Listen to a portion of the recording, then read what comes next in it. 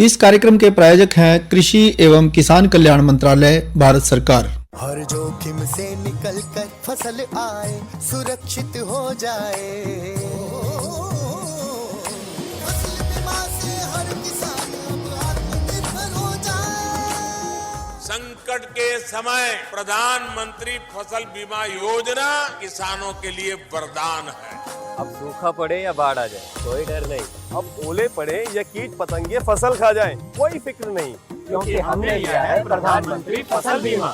बुआई से फसल कटाई तक हर जोखिम का दावा, न्यूनतम प्रीमियम पर अधिकतम भुगतान का वादा। योजना से हर साल जुड़ रहे हैं 5 करोड़ से ज्यादा किसान। अब आपकी है बारी। नजदीकी कृषि कार्यालय, सहकारी समिति, बैंक शाखा, अधिकृत बीमा कंपनी या जन सेवा केंद्र में स्वेच्छा से करा सकते हैं पंजीकरण। फसल बीमा पोर्टल या फसल बीमा ऐप द्वारा भी कराया जा सकता है पंजीकरण। प्रधानमंत्री फसल बीमा योजना, आपकी फसलों का संपूर्ण सुरक्षा कवच। कृषि एवं किसान कल्याण मंत्रालय, भारत सरकार। किसान वाणी कार्यक्रम सुनने वाले सब बाण भाइयों ने धर्मवीर भाई की राम राम। भाइयों, आज के किसान वाणी कार्यक्रम के इस अंक में आज हम चर्चा करने जा रहे हैं गेहूं की पछेती बिजाई के लिए किस्मों की और अन्य देखभाल के बारे में। और दूसरी हमारी जो बातचीत का विषय रहेगा वो रहेगा टमाटर, बैंगन और मिर्च फसल की देखभाल के बारे में। इसके अलावा हम आपका मनोरंजन तो कराते ही कराते हैं। तो शुरुआत करते हैं चर्चा से कि ये जो गेहूं की पछेती बिजाई है इसका समय शुरू हो चुका है। तो गेहूं की जो किस्में हैं हरियाणा में जो हम बोते हैं पछेती बिजाई के लिए, हम सबसे पहले उनके बारे में जिक्र करेंगे, क्योंकि अक्सर देखने में आता है कि किसान भाई बिजाई के समय को ध्यान में रखे बिना ही और किस्म का चुनाव कर लेते हैं। फिर ऐसा करने से किसानों को फसल की भरपूर पैदावार नहीं प्राप्त होती। तो इसलिए किसानों को अपने क्षेत्र के लिए जो अनुमोदित किस्में हैं उनका चुनाव करना चाहिए और जिस समय में बीजने की सिफारिश करी जाती है कृषि विश्वविद्यालय के द्वारा उसी समय बीजना चाहिए। इन बातों का अगर हम ध्यान रखें तो तब जाकर के किसान भाइयों को पूरी पैदावार मिलेगी। अब हम बात करें कि भाई ये जो पछेती बिजाई के लिए कौन कौन सी किस्मों का चुनाव होना चाहिए। तो पछेती बिजाई के लिए जो किस्मों की बात है उसमें एक किस्म आती है WH 1021, राज 3765, PBW 373, PBW 90, DBW 16, WH 896, WH 912, DHW 943, WH 1105, WH 1024। तो इनमें से ये कुछ ऐसी किस्में हैं, कुछ मध्यम और पछेती दोनों में ही सफलतापूर्वक हम इनकी खेती कर सकते हैं। बात आई कि भाई पछेती बिजाई का समय, उपयुक्त समय कौन सा माना गया है। तो वैज्ञानिकों के द्वारा, कृषि वैज्ञानिकों ने बताया कि गेहूं की जो पछेती बिजाई का जो उपयुक्त समय है वो 26 नवंबर से लेकर और 25 दिसंबर तक का है। इसके बाद गेहूं की बिजाई करने से किसानों को उचित लाभ नहीं मिलता, पूरा फायदा नहीं मिलता। तो इसलिए सोच समझ करके ही फिर हमने 25 दिसंबर के बाद तो फिर सोच समझ के ही बोना चाहिए गेहूं को। बात आती है कि भाई बीज का उपचार कैसे हो। तो किसानों को हमेशा साफ, स्वस्थ और शुद्ध बीजों का प्रयोग करना चाहिए और दीमक से बचाव के लिए क्लोरोपाइरिफास 60 मिलीलीटर या फोरमोथियान 100 मिलीलीटर को पानी में मिला के और 2 लीटर का घोल बना लें और इससे 40 किलो बीज को फिर उपचारित कर लें। खुली कांगियारी, ध्वज पत्ता कांगियारी, करनाल बंट से बचाव के लिए 1 ग्राम रैक्सिल दवाई ले लें 1 किलो बीज। इस दर से हमने बीज को उपचारित करना है। बायो फर्टिलाइजर उपचार के लिए 4 पैकेट एजेटोबैक्टर के ले लें, हर पैकेट में हो कम से कम 200 ग्राम वजन, और 4 पैकेट ले लें फास्फोटिका के यानी कि PSB के। तो इस तरीके से हम प्रति 40 किलोग्राम बीज का उपचार करें। अब आई बात के बिजाई की विधि क्या होनी चाहिए। पछेती बिजाई हो रही है तो गेहूं की बिजाई चाहे पछेती हो या अगेती, लेकिन हमेशा ही अच्छे बत्तर जमीन में और कतारों में करनी चाहिए। Seed cum fertilizer drill machine से करनी चाहिए और 2 कतारों के जो बीच का फासला है वो लगभग 18 सेंटीमीटर का रखना चाहिए। गेहूं धान फसल चक्र वाले खेतों में धान की कटाई के बाद गेहूं की बिजाई बिना जुताई करे हुए 0 till seed cum fertilizer drill machine से करने से आपका फायदा होगा। इससे आपके समय की बचत होगी, जुताई का खर्चा कम होगा और गेहूं की पैदावार भी अच्छी होगी। बात आती है कि भाई खाद की मात्रा कितनी होनी चाहिए। तो खाद की अगर बात करें तो सबसे पहले हम ये कहेंगे कि आप जब भी आप मिट्टी में खाद डालने की सोचो, खेत में खाद डालने की सोचो, तो ये भी सोचो कि खेत की मिट्टी की क्यों ना जांच करा लें। जांच के आधार पे ही हमने वो डालनी चाहिए खाद। तो ज्यादा पैदावार के लिए सिंचित दिशा में क्रमशः शुद्ध नाइट्रोजन, फास्फोरस और पोटास की जो मात्रा है वो कह लो नाइट्रोजन 60 किलो डालनी चाहिए, तो फास्फोरस 24 किलो डालनी चाहिए और पोटास 12 किलो डालनी चाहिए। तो इसके लिए 50 किलो डीएपी, 110 किलो यूरिया और 20 किलो म्यूरेट ऑफ पोटास प्रति एकड़ के हिसाब से डालना चाहिए। नाइट्रोजन की जो पूरी मात्रा है और अन्य खाद्यों की जो पूरी मात्रा है और 10 किलो जिंक सल्फेट ये प्रति एकड़ के हिसाब से बीज की बिजाई के समय ही डाल देना चाहिए और नाइट्रोजन का जो शेष भाग है वो पहली सिंचाई के बाद डालना चाहिए। रेतली जमीनों में ये भाग पहली और दूसरी सिंचाई पे आधा आधा करके डालना चाहिए, फिर गुड़ाई करनी चाहिए। गोबर और हरी खाद के प्रयोग से जमीन की उपजाऊ शक्ति बढ़ती है, ये तो आप सब भाई जानते ही हो। फिर बात आती है सिंचाई की, तो पानी की जो उपलब्धता है आपके पास उसके हिसाब से आपने सिंचाई का इंतजाम करना पड़ेगा। पछेती बिजाई में पहली सिंचाई 28 से 30 दिन के बाद करनी चाहिए, जिसको आप कोर का पानी कहते हो, और जो दूसरी सिंचाइयां हैं वो 20 से 25 दिन के बाद करनी चाहिए। तो ये कुछ ऐसी बातें हैं जिनका अगर हम ध्यान रखें तो हम अच्छी पैदावार लेने की उम्मीद कर सकते हैं कि हमारी जो पैदावार है वो अच्छी होगी।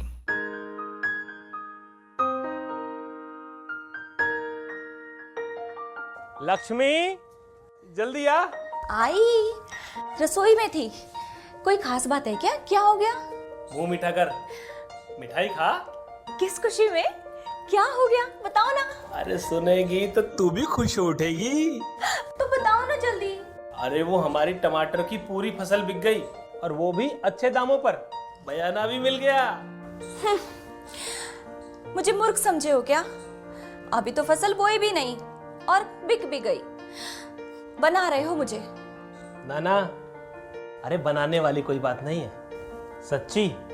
अरे वो टमाटर से सॉस केचप बनाने वाली कंपनी है ना, उन्होंने करार कर लिया है। अभी समझौते पर दस्तखत करके आ रहा हूँ। इसका मतलब क्या हुआ?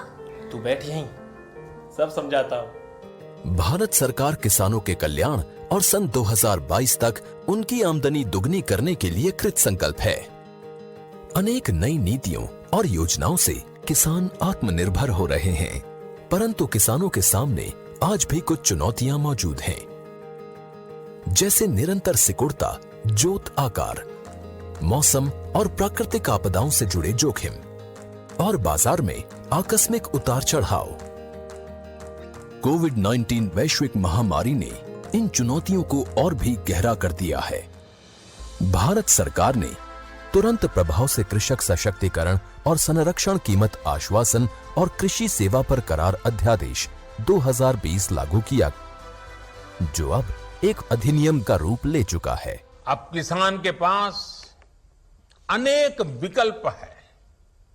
अगर वो अपने खेत में ही अपनी उपज का सौदा करना चाहे तो वो कर सकता है, या फिर सीधे वेयर हाउस से इनाम से जुड़े व्यापारियों और संस्थानों को जो भी उसको ज्यादा दाम देता है उसके साथ फसल का सौदा किसान कर सकता है। इस अधिनियम के अनुसार अब किसान उपज से खाद्य उत्पाद बनाने वाले प्रोसेसर्स, व्यावसायिक कंपनियों, थोक और फुटकर विक्रेताओं और निर्यातकों आदि से कृषि उपज की बिक्री के लिए सीधे करार या व्यावसायिक समझौता कर सकेंगे। ये करार फसल की बुआई से पहले भी हो सकता है। उपज की बिक्री का करार हो जाने के बाद किसानों को निर्धारित दाम पाने की गारंटी मिलेगी। उन्हें करार में बांधा नहीं जा सकेगा। वे बिना किसी पेनल्टी के करार से निकलने को स्वतंत्र होंगे। करार सिर्फ किसानों की फसलों का होगा, जमीन का नहीं। इसलिए जमीन की बिक्री, लीज और उसे गिरवी रखना पूरी तरह से मना है। आवश्यक कृषि आदानों यानी इनपुट्स उपलब्ध कराने की जिम्मेदारी करार करने वाले व्यक्ति या संस्थान की होगी। करार करने वाले व्यक्ति या संस्थान द्वारा उपयुक्त कृषि मशीनरी तथा उपकरण की व्यवस्था की जाएगी। समय समय पर किसान को तकनीकी मार्ग निर्देशन और सलाह उपलब्ध कराई जाएगी और फसल के जोखिम की पूरी या आंशिक जिम्मेदारी उठानी होगी। अधिनियम के अनुसार फसल की भली प्रकार से देखरेख, तोड़ाई या कटाई की जिम्मेदारी किसान की होगी। फसल उत्पादन के दौरान फसल पर किसान का मालिकाना हक बना रहेगा। फसल का बीमा कराया जाएगा और आवश्यकता होने पर किसान वित्तीय संस्थानों से ऋण भी ले सकेंगे। इस अधिनियम से कृषि उपज की गुणवत्ता में सुधार होगा, जिससे उत्पाद भी उन्नत स्तर के बनाए जा सकेंगे, जो विश्व बाजार के मानकों पर खरे उतरेंगे। एक सप्लाई चेन विकसित होगी, जो भारतीय कृषि और किसानों की विश्व बाजार में पैठ बनाने में सहायक होगी। बड़े कॉरपोरेट के साथ मिलकर कई राज्यों के किसान सफलतापूर्वक गन्ने, कपास, चाय, कॉफी जैसे उत्पाद प्रोड्यूस कर रहे हैं। मौसम के जोखिम और बाजार के उतार चढ़ाव से सुरक्षा के कारण इस अधिनियम ने किसानों के लिए नई संभावनाओं और नई आशाओं के द्वार खोल दिए हैं। अधिनियम ने भारतीय किसानों की समृद्धि का मार्ग प्रशस्त किया है। अच्छा, ले अब तो मुंह मीठा कर। आत्मनिर्भर किसान, आत्मनिर्भर भारत।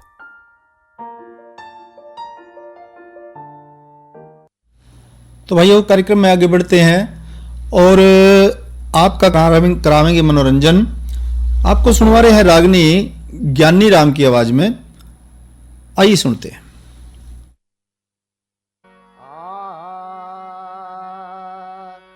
इस खिलकतन खेल खिलारा साई सांप सपेला, एक ओढ़ जा बैठ देख दुनिया का दर्शन मेला। इस खिलकत ने खेल खिलारा साई सांप सपेला, एक ओढ़ जा बैठ देख दुनिया का दर्शन मेला।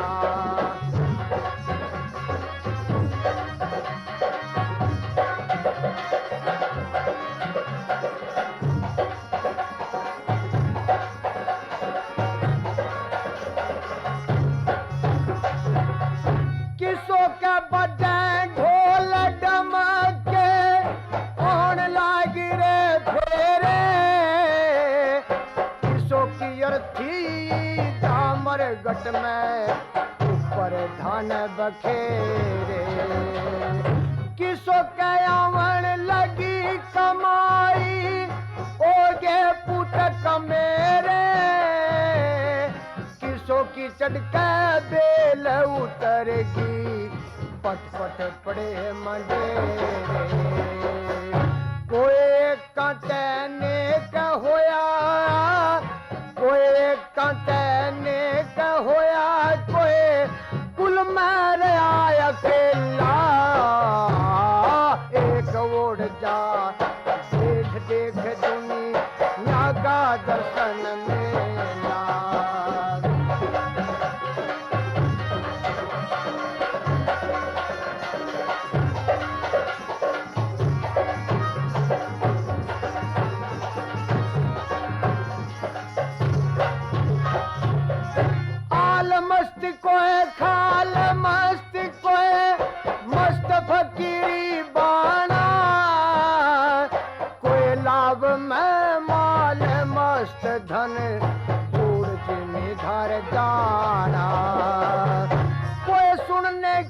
ख्यास करे कोई नाचे गावे गाना, आशिक बंदा करे आशिकीना पीछे कदम हटाना। कोई अलमस्त अमल में रहता, कोई अलमस्त अमल में रहता ना चाहता पैसा झेला।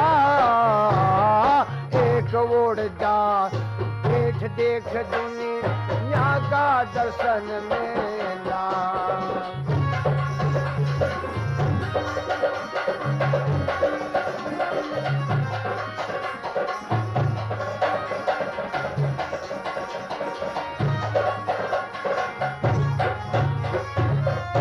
अंधा लंगड़ा लूला कोई मोहताज पराई आशा, किसों के मन की मन में रहेगी ना देखा खेल तमाशा। और बखरव धन दर बपड़े कोई दूध पुत का प्यासा, किसों की बजाय भी न चबारे अच्छा कटा तमाशा। कोई कुणबे में दुखी होया, कोई कुणबे में दुखी होया, कोई छड़ी छटा के सहेला। एक ओढ़ जा देख देख दुनिया का दर्शन मेला।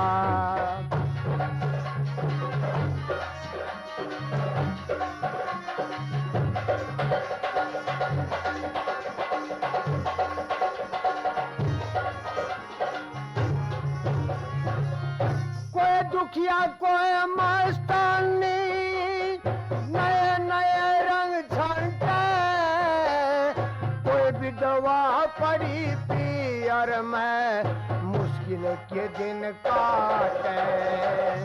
किसों के लगी चोट मरम की संकट में दिल डाटे, साधु राम आनंद होई काया पीठ बधाई बाटे। कोई गुरु गुड़ का गुड़ रह गया, कोई गुरु गुड़ का गुड़ रह गया, शक्कर हो गया चेला। एक ओढ़ जा देख देख दुनिया का दर्शन मेला।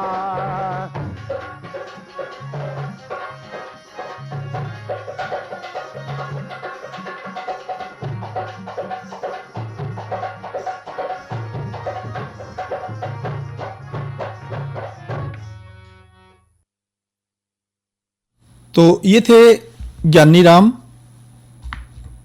इन्होंने कहा कि भाई इस दुनिया का ये जो खिलकत का जो मेला है, इसमें इंसान पता नहीं कितने कितने तरीके से जैसी मालिक ने अकल दी है, बुद्धि दी है, उसके हिसाब से इंसान काम कर रहा है। कार्यक्रम में आगे बढ़ते हैं भाइयों।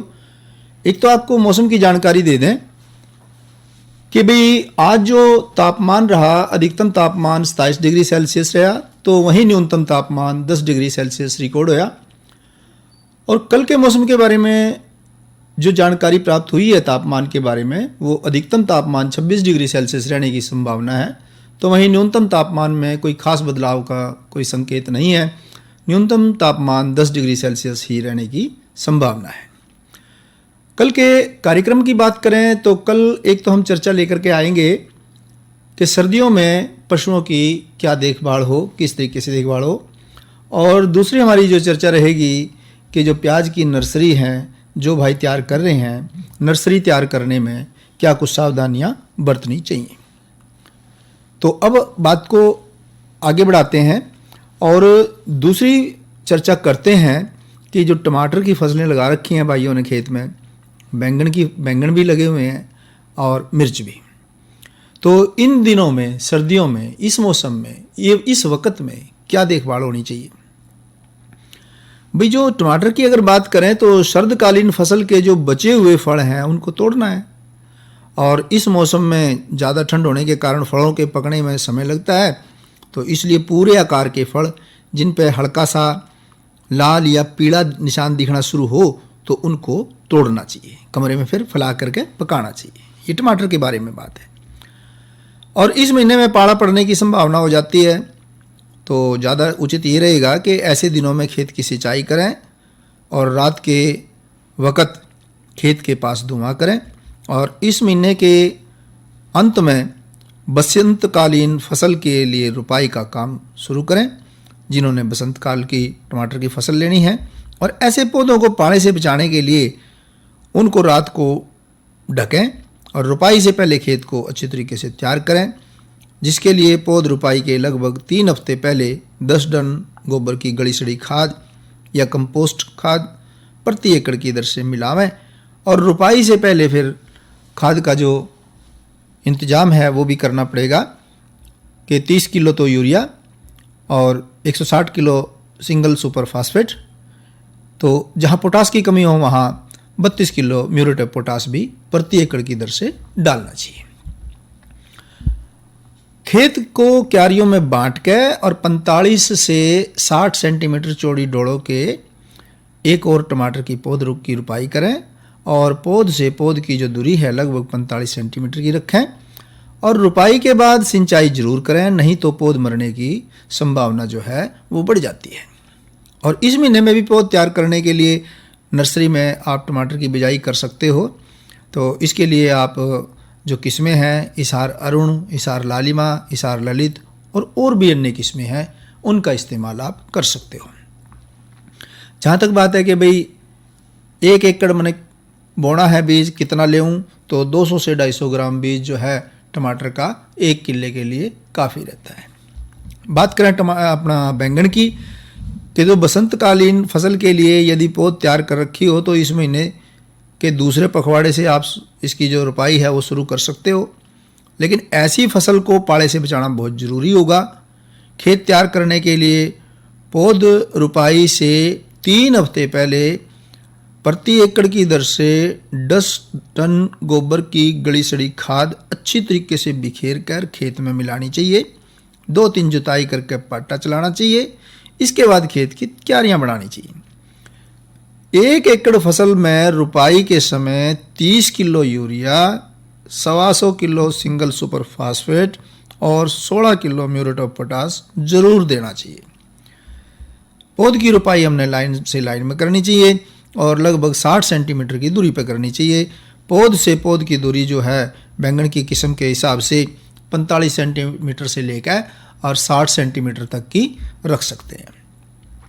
तो रुपाई के बाद सिंचाई करना बहुत ज़रूरी है गर्मी की फसल के लिए। तो इस महीने भी नर्सरी की पौध तैयार करने के लिए बिजाई कर सकें। तो बैंगन की जो भाई नर्सरी बोना चाहते हैं, तैयार करना चाहते हैं, तो उनके लिए उन्नत किस्में बता दें।